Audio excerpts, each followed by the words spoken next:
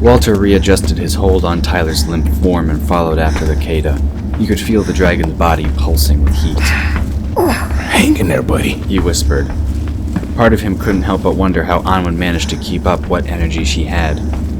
He recalled the first time he'd seen the manifestation of their soul connection, and how it had incapacitated the dragon, even though he wasn't the one actually experiencing the physical pain. The current strain had to be greater. With everyone else outside fighting, the corridor seemed more eerie than usual. The last time Anwen had seen them this way was back before she'd woken the dragons. It was hard to concentrate knowing they were out there fighting. And that Kern was also out there, watching events from the sacred island. She still couldn't shake the feeling something was wrong with the aged dragon. She'd noticed something different about him lately. The Niram had seemed less vibrant, like the grandfathers she'd observed in her hometown. He had the look to him of someone ready to pass on. The thought caused her eyes to prick even more with unshed tears. She didn't have time to cry anymore, or the energy to spare for it. This way, Margo's spirit whispered to Anwen as they came upon a turning. With her guidance, the Kaida navigated the corridors. It was something she would not have been able to do alone. As time progressed, she had to use the wall for support. The closer they came to the crystal chamber, the heavier she felt. Finally, she had to stop as they reached the room off the main chamber. Anwen cried out as she went down, panting for breath. Pain lanced through her limbs as her soul scars flared up, overwhelming her. Since it was her own pain, she couldn't shut it out like she tried with the shared pain from Tyler. Gasping, she tried to stand. She gasped. Sweat beaded up on her skin, running down her face and back. Seeing her in greater distress, Walter set Tyler down and moved to her side. Anwen? What's wrong? He felt her skin. It was as hot as Tyler's, if not hotter. That wasn't good by any stretch of the imagination. They would both burn up into the oblivion of fever if this continued. She arched her back in agony and screamed. Leave me be! The teen cried out. I defeated you! She let out another scream that threatened to deafen her companion.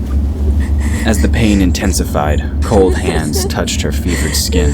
You can do it, Anwen. She heard whispered in her ear. Remember, you are not alone. The teen reached out one hand as if to catch something in the air. Help me! She begged. Help, please, I want him to live. Please help me. The light orb she'd conjured went out, pitching the room into darkness. Then, with an explosion of intense light, the emerald stone on her ring shattered. Walter fell to the ground. He felt as though a giant hand had thrust him down. Overhead, tiny shards of crystal flew out. They embedded into the walls and ceiling like shrapnel. A few hit him as well, stinging like embers flung from a fire.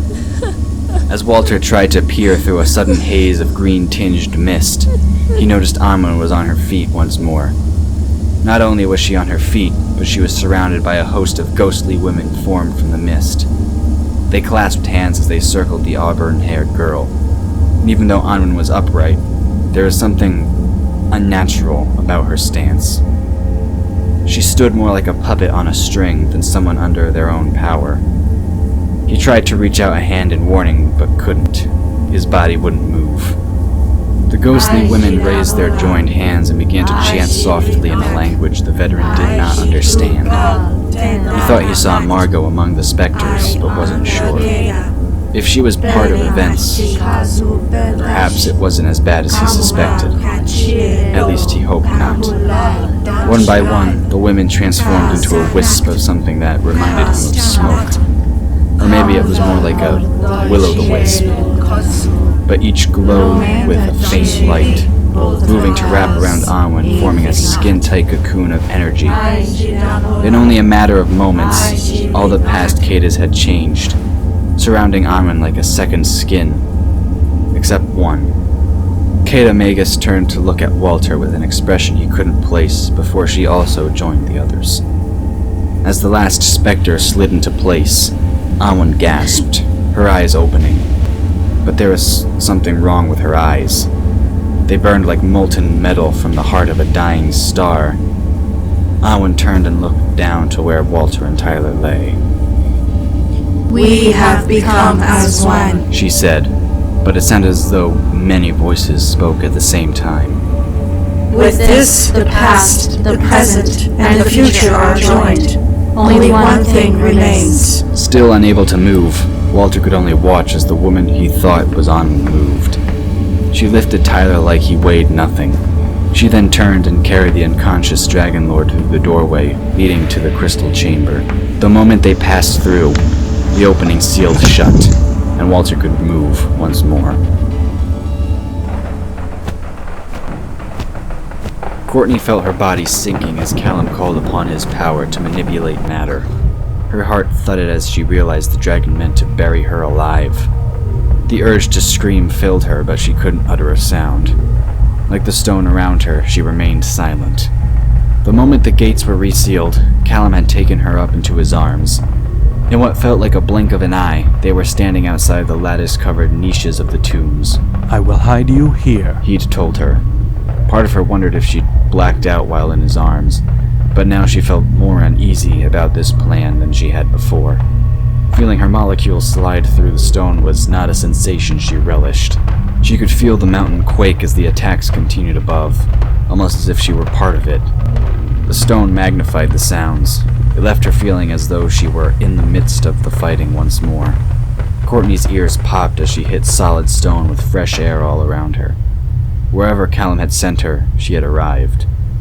But it was too dark to see anything, and the master key lay lifeless against her chest. She moved to a more comfortable position. Her movements sent out a slight shuffling sound that echoed back at her. The sound told her she was in some kind of cavern, though she had no idea how large. As she moved, the keeper bumped into something solid, jarring her elbow. She let out an exclamation of pain, reaching out to try and discover what she'd hit. After a second's hesitation, she conjured a light orb. The sudden light almost blinded her, though it wasn't strong. Courtney gasped as her eyes adjusted to the light. She stood in a room carved from dark rock. Several sarcophagi lay in order, their heavy lids made from marble and granite. Each was inscribed with dragon runes. Is this place? She couldn't read any of the runes, and could only guess at what they said. But, judging from the carved figures on the lids, no dragons were buried here. That legend about this being the final resting place of all dragons was apparently not true. From a far corner, something stirred, like dust disturbed by a sudden breeze. Courtney watched as the particles solidified into a familiar figure.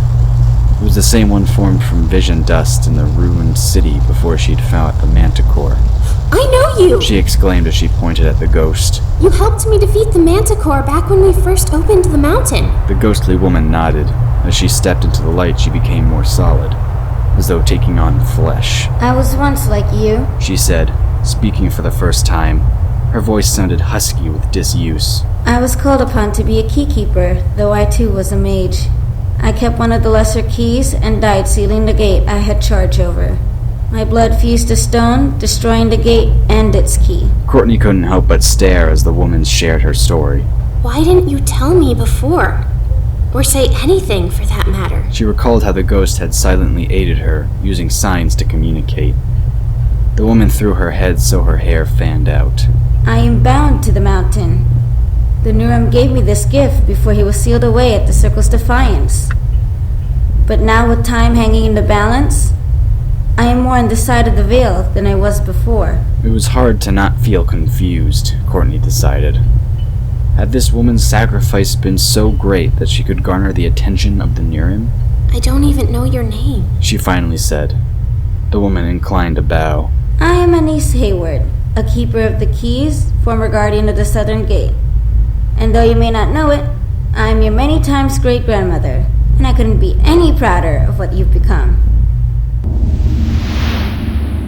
Walter felt as though a ton of bricks had slammed him into the next dimension. Only a short amount of time had passed since Anwen had dragged Tyler into the sealed chamber. Despite that, it felt like forever had come and gone. He rolled onto his back and raised a hand, trying to see even part of it in the pitch-black room. All the light had gone when Anwen left. Oh, crap. He uttered, realizing he'd never be able to find his way back alone. They're gonna forget I'm here. I just know it. Resigned, he tried to assess the damage to his body. Without light, he couldn't be too sure, but felt that nothing was broken. He also couldn't find any wet spots that might mean he was bleeding. Despite that, he felt old and sore. Grunting, Walter managed to roll to his knees. At least he was away from the fighting, he mused. He couldn't help but wonder if that was really a blessing or not. Fighting was what he was good at. While contemplating his predicament, a light began to form near the middle of the room. It came on so subtly it took a moment for Walter to realize something was going on. As he turned towards the source, he had to shield his eyes. An almost humanoid shape formed inside the light, neither distinctly male nor female. It bent towards the veteran, raising a slender hand as if to touch his face. Well met, Walter Watkins. Walter almost sat back at the unexpected greeting. But who are you? It sounded as if two voices spoke as one. What are you? The figure wavered like fire, momentarily separating into two, male and female. We are the messengers, sent by the spirit of the mountain. We have been tasked with imparting to you a message and a gift. The veteran shook his head. I must be dreaming. This can't be real. He had hit his head when he'd gone flying. Maybe this was the result. The elemental reached out once more, lifting his chin with a gentle caress. Your efforts are known. Because you dared form friendship with draconic kind and upheld your bond, you will be rewarded. It seemed as though fire gently licked Walter's face, though it neither burned nor hurt. Instead, it felt warm and alive. What is the message? He asked. The figure moved towards the tunnel he'd helped Anwen and Tyler down earlier. A thin trail of fire raced away down the corridor. It reminded him of watching a movie. Except this wasn't a movie. Follow the path to the gates and wait for them to open. Be prepared to rejoin the battle. Lives depend on this. When the time comes, you will know what to do. Walter pushed to his feet, moving towards the path to see how far it went. He paused, looking back. What do you mean? Hold out your hands. Walter brought his hands forward, holding them together to form a bowl. As he did, the elemental moved to place something inside the makeshift hollow. Amber-colored light poured into his hands. It spread through his body until every part of him glowed. We give you the gift of fire. Use it well. Now go. You must reach the gates before they reopen. All is set in motion. Run. Not wasting any time, Walter plunged down the lit corridor. He only hoped the trail wouldn't lead him astray.